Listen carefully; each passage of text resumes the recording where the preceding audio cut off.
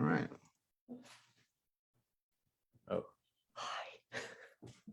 Hi, my name is Timothy Gager, and welcome to Virtual Friday's Dire Literary Series. And tonight, our feature and guest is the wonderful Blake Butler. So let me quickly go over. Let me do the lazy boy intro, which is awesome. So here we go. You can read at home if you'd like, but if you really want all of the main information, you always go to blakebutler.org. But Blake is the author of 7 book-length work, including Alice Knott and Riverhead Books, 300 Million on Harper Perennial, Sky Sow, Tyrant Books, There Is No Year, Harper Perennial, and 4 more, and we'll talk about some of them later. His short fiction, interviews, reviews, and essays have appeared widely, including in The Believer, New York Times, Bomb, Bookforum, and as an ongoing column at Vice. He is the founding editor of HTMLGIANT. So without anything else from me, we'll turn it on over to Blake. Welcome. Cool. Thanks, Timothy. Appreciate it. Thanks for showing my website. It's updated every 2 years. I'm going to read a couple pages of this book, my last novel, Alice Knott. I'm going to read. It's about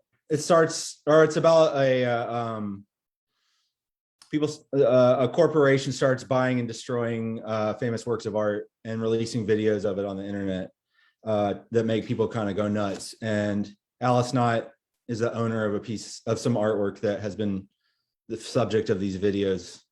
So people think she did it. So this part I'm going to read is about the release of the second video, and depending on how long 7 minutes is, maybe a bit of a cop trying to explain how they're handling the search for the people. The virtual reach of the second destruction video surpasses the previous in record time. Shared and reshared in insane proliferation across all platforms left to sprawl. And in its renewed wake comes a further propagation of publicly destructive acts, however connected or unconnected in their adherent mania, as reported by the sets of talking heads behind the glass. Within hours, for instance, a collection of 18 paintings by the classical French Baroque master Nicolas Poussin, 1594 to 1665, is noted missing from their temporary display in the Hall Napoleon under the Pyramid at the Louvre, where once again, no alarms had been triggered in the process, nor is any evidence of tampering evident beyond the removal of the work itself, including the same blanked out security footage of the area within the time of the occurrence, just as in Alice's Holmes robbery. The total take, it must be incessantly repeated, remains literally invaluable, with various official estimates assessing the net worth loss around 2.2 billion. And perhaps more even as we speak, says one pundit, as now the price is going up. Everybody wants their own piece of Poussin now. He's the absolute hottest. The museum security provider, an entity as highly reputable as the one hired by Alice, is placed under investigation, as are all current employees of the facilities, rendering all public access for the time being on hold. In other words, as the unpopular news anchor puts it, the museum will be indefinitely closed. Rumors about potential internal sabotage, given the entity's alleged dire financial status, as well as more outlandish conspiracies regarding the questionable authenticity of the museum's collection, begin to circulate, never so beyond possibility that even those most in the know find their dreams haunted, their sleep devoid of rest, the night alive. Who else is out here among the world with us, we wonder, studying our behaviors, keeping their masks clean, biding time? Everyone at once, so all on the edge, we sleep with automatic weapons, bark at our loved ones over parking, have another drink. It's business as usual, really, and business is booming. It's what we were born for, to partake and to respond, to find our own voice among the rest. Meanwhile, even nature's in on the prank, up to its neck in human drift now, as in masses, trees all over the world begin dropping from out of nowhere, their roots discovered stunted, wrung with worms. Flocks of disoriented birds disrupt a major air traffic control center, interrupting long enough to lose 2 jumbo flights en route to a major vacation destination, killing dozens. Their blood will sink into the seas. It will wash up in swaths of gray foam with massive schools of fishes already rotting as they cover the white sands of a calm shore, a child not yet old enough to know a language, awestruck by their fetid color as she hangs strapped to her mother's chest during their morning walk searching for shells. The first memory she will remember having all these years later. After all, it is our memories we want, more than expression even, more than information. Please leave me be with what was mine. Meanwhile, overseas, the feed reports at Centre Pompidou in Paris, a screen displaying an early print of Kenneth Anger's Lucifer Rising, 1973, is headbutted by a 14-year-old, shattering the glass and causing profuse bleeding from his face. The family's legal representation will later sue the museum for emotional and physical damages, eventually resulting in an out-of-court settlement. Versions of the video remain available online. Now who is watching? Hours later at the State Hermitage Museum in St. Petersburg, a young man dressed all in blue takes a pocket lighter to the face of the angel in Albrecht Dürer's The Dream of the Doctor, circa 1498, scorching the skin of the face of the image, directly mimicking the original viral video, before being tackled by a local bystander, taken down. The culprit during his arrest will reveal tattoos marking the flesh over his left shoulder blade of what appears to be an illustration of the sun exploding, and underneath the point of impact, an inscription. It's backwards on camera, obviously, but that's probably better. I woke up one morning and I had this burned into me, this young man explained, speaking with his eyes forced closed on camera. It has throbbed every single hour since. Finally, I couldn't stand it. I knew what it wanted, what I was meant to do. In coming weeks, he will be worshipped by fashion and fanfic blogs alike, pursuing a modeling career while simultaneously, unknown to most, establishing a new religion, XXXXXX, in his name. By the end of the year, all members of the group will commit suicide by an intentionally botched lobotomy. And at the Vatican Museum in Rome, Marc Chagall's White Crucifixion, 1938, has a nail driven through it in the center of Christ's chest by a mute woman, who then uses the same hammer to attack all who try to touch her, shrieking at the top of her lungs to the chorus of Michael Jackson's Thriller in a deformed register over and over. No one's going to save you from the beast about to strike. All charges against her will later be dropped in recognition of her recent diagnosis of Creutzfeldt-Jakob disease, one among many the world over as in a wave.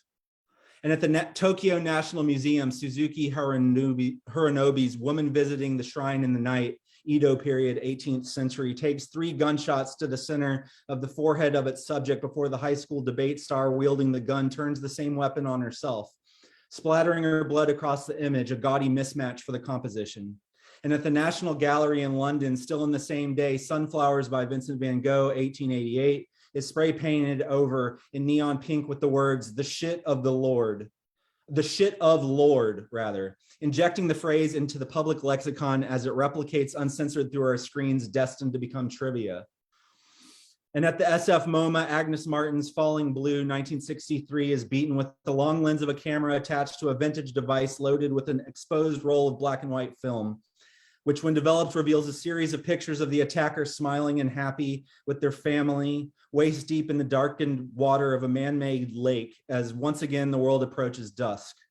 And at the Ludorf in Dusseldorf, Gerhard Richter's Fuji, 1996, is taken off the wall and flung like a discus by a civil engineering major visiting from abroad, breaking the nose of a nearby bystander, herself in the midst of writing a personal email on her phone to her father concerning her future, about which she is quite afraid. Having been waking up each morning, finding herself in an unfamiliar location far from home, she will go on to have a successful career as a spokesperson for a dementia medication corporation, which must remain nameless here for your protection, during the coming era where it will become the most prescribed drug in the world. And again in Miami, and as in Johannesburg, and in Mexico City and Detroit, so as in Barcelona and Sicily and Montreal and Tokyo and Dublin, on and on. The names of cities cited as hosts of local crimes against creation, brought about by persons whose names we won't remember after all. Only their urges, passed by mouth from mind to mind like mental tiles lining up some lost floor locked and gleaming in the dirt beneath our feet.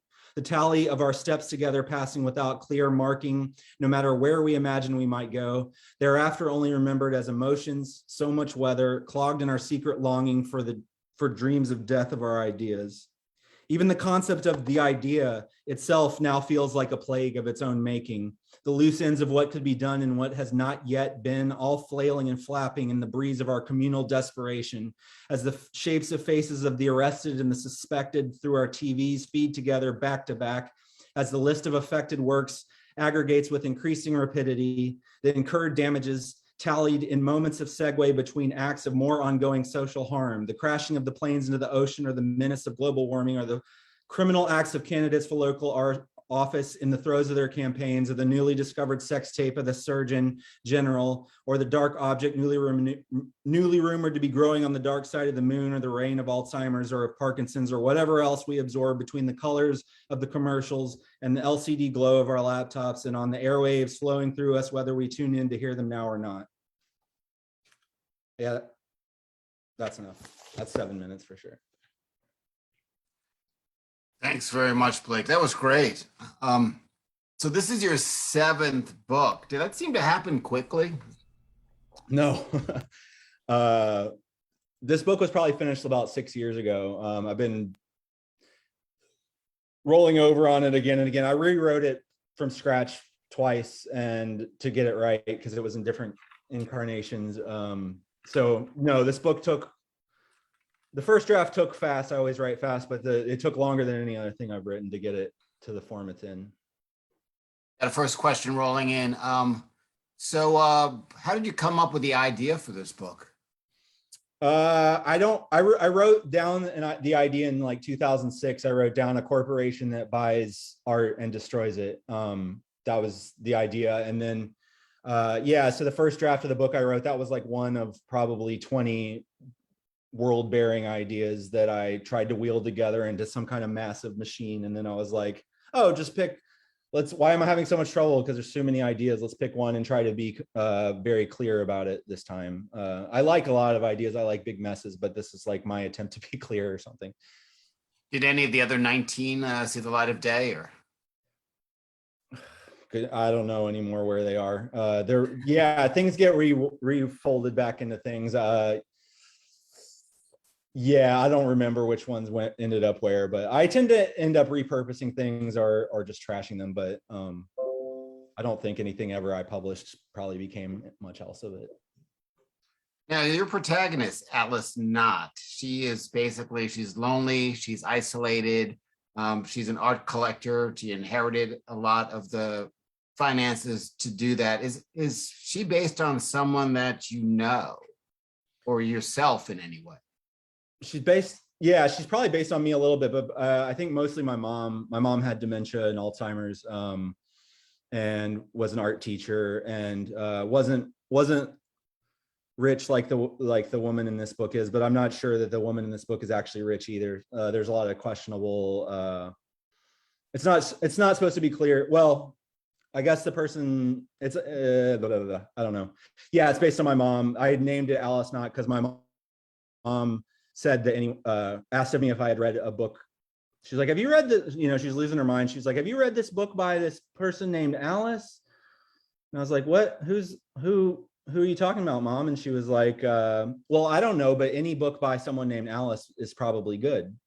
So I was like, oh, well, all right, Alice. And then Knott was just like whatever came to mind, I guess. So with her in isolation, it seems very timely in terms of what's going on now. Was that some of the appeal for this book that you've heard, or any feedback you've heard about that? I haven't heard of any appeal for the book. It's ahead. I don't know. I think it's an obvious idea at this point. I mean, it was obvious to me when I first came up with it 15 years ago. It's probably just as obvious now, but I feel like we're in a society where, well, I don't know, having watched both my parents die of mental illness for one terrifies me to the future of that. I think we're trying to solve it, but I think we're going to see a lot more damage from that because of what we're doing to our minds. So so along that extreme, we were talking about the isolation and things like that. But part of the book too, it really focuses on the whole meta question about what is art. And what do you think the answer to that is? It's a good question. Well, first of all, anytime anyone says something isn't art, that's a good idea that it is probably. So I don't know. I think anything can be if you use the experience of it for something, or if it has an aura. I don't know. I get bored with wondering whether something's art or not. It's like, I think this water glass is great, even though there are probably like 100,000 of them. Like, it's a nice piece of thing.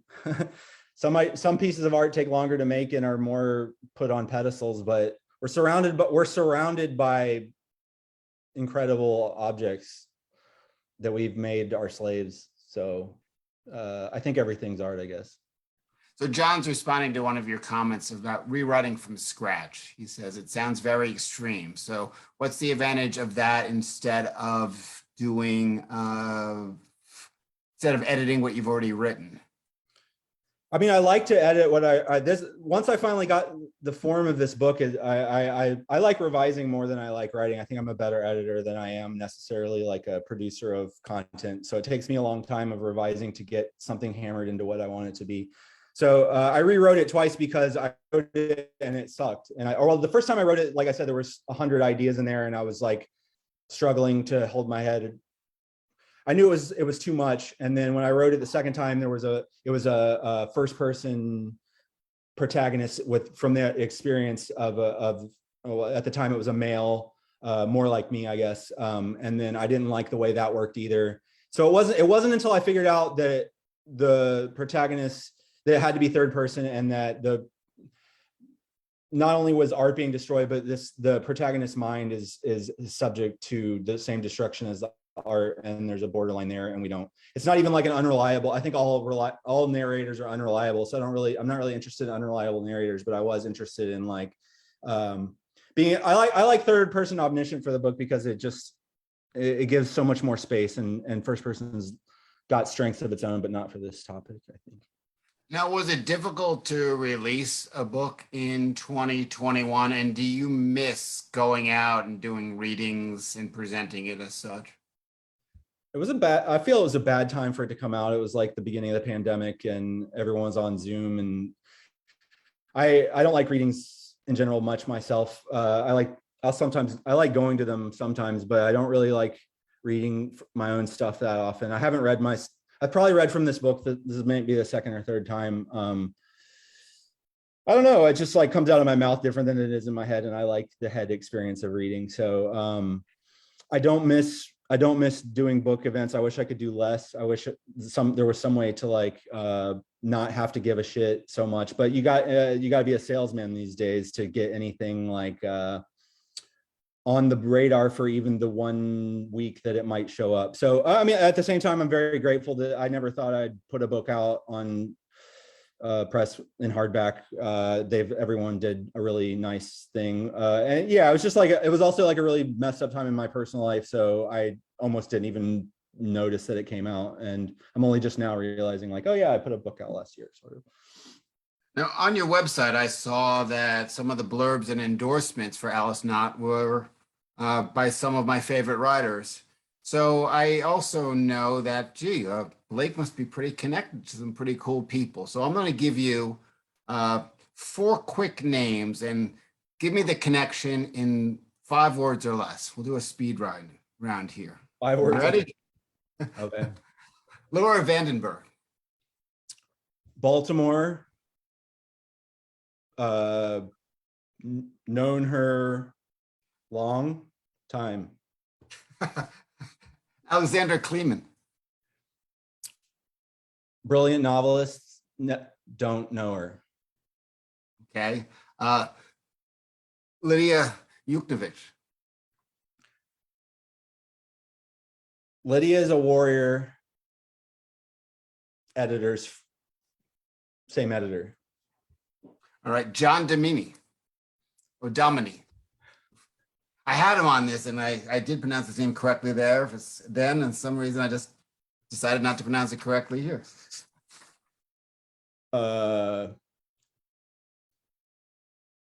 John popped out in dash a bookstore. I met John at a bookstore years ago, and he emails me a lot, and he's a nice guy, and he's smart. He's a good reviewer. All right. That was more Thanks. than 5 words. I had to do that. Sorry.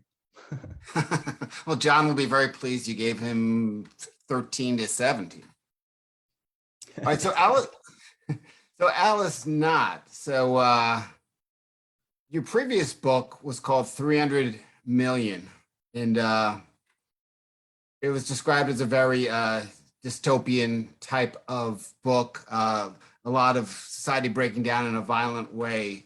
Now, did Alice Knott, were you able to create her after the breakdown of something like that? In other words, when you're writing, do you build off what you previously wrote, or is everything like, a brand new thought, a brand new idea? Like, could you have written Alice Knott without diving into 300 million?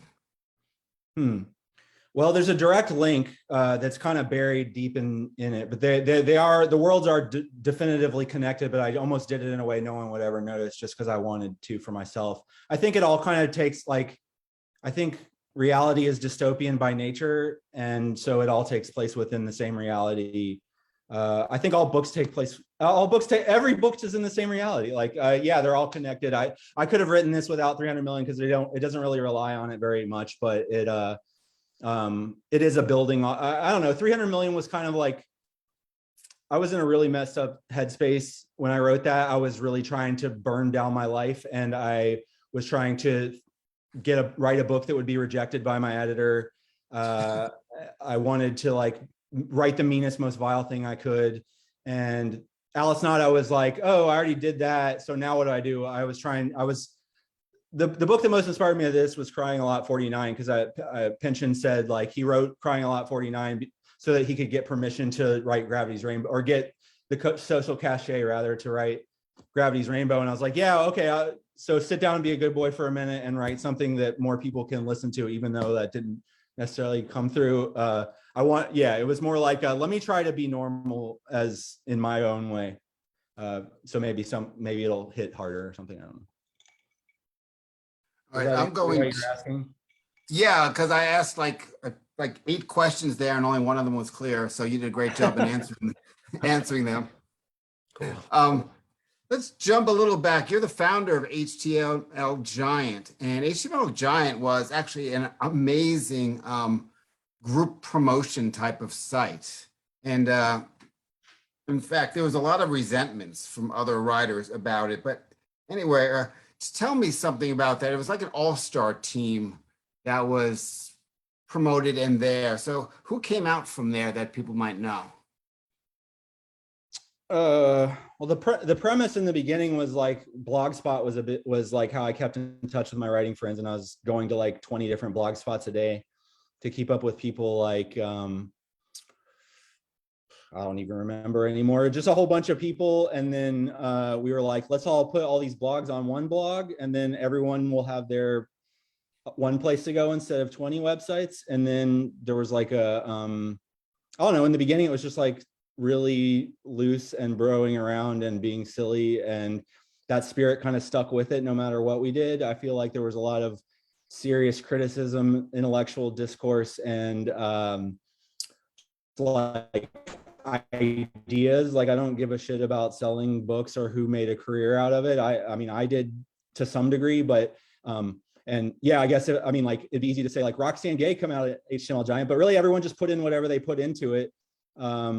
And they got what they got. So yeah, a lot of people went on to publish books with all stripes of house. And I think that's going to happen to you. If you put in the work, you're going to end up where you want to be a lot of the time with writing anyway, or at least you're going to publish a book. So I don't know. I feel like it gets a bad rap. I feel like there was a lot of bad boy and bad girl and bad whoever mumbo jumbo going on, both in the comments and in the content once I stopped paying attention to what was being put up. But it was fun, and I miss the fun of it. I feel like the internet's getting whitewashed, and you can't even find things anymore, and it's boring, and I hope it all gets dismantled. And I'd rather be in a free-for-all than a corporate waiting room. That's all I would say. All right. So I'm going to jump to Scorch Atlas, which is 14 interconnected stories. And my perception of Scorch Atlas, I read this one years ago. It really jumps into magical realism in so many ways in some of the stories. Along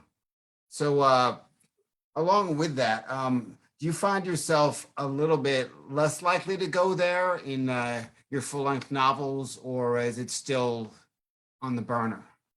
Go where? To magical realism? Yes. I don't know. I can go. I feel like I could go anywhere at any time. I don't usually sit down with a style sheet in mind. I more just let it flow. So I think back then I was really interested in tight metaphorical things. I don't know. Yeah, I mean, sure. I'm trying to train myself not to be so, or I'm trying to teach myself to not be so impulsive in writing now. I think that was one of the things I learned from Alice Knott. Is like, hey, if you had written this like, well, but at the same time, like I feel like I don't have my ideas until I screw around for a long time first. So like, as part of my process to kind of like blow a shitload of words out and then figure out which ones of them are useful.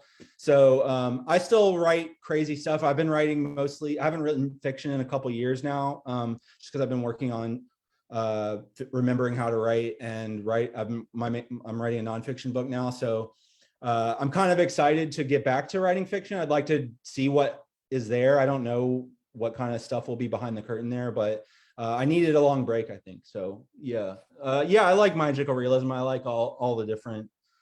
Like I said, I think anything can come from anywhere at any time, and that's what makes writing fun.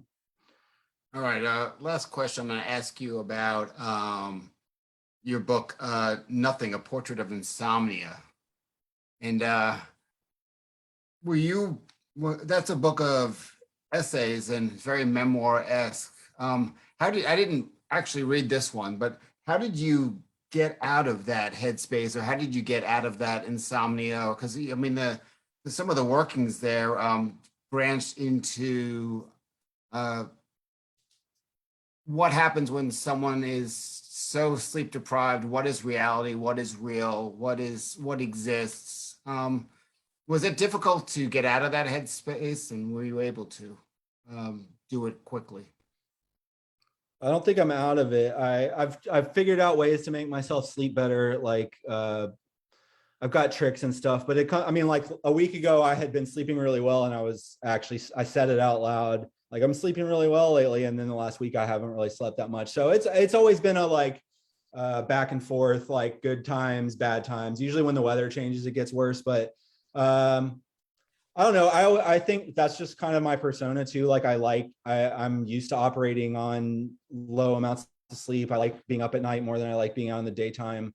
So it's still, I think that's like, hopefully I've grown up a bit since that book, but it also is pretty much how I feel as far as like rest and trying to claw your way to a coherent thought or to feel sane. Even in like normal spaces or whatever. Do you write at night during those periods, or do you write at night in general, or are you more of a morning writer?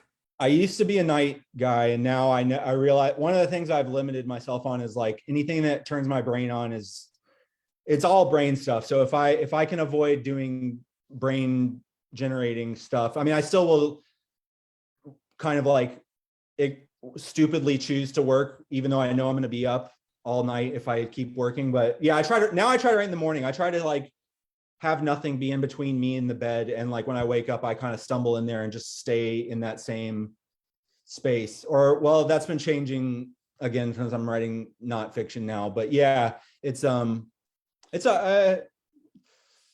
to get your brain to do what you want sometimes. And so that's my main problem with sleeping.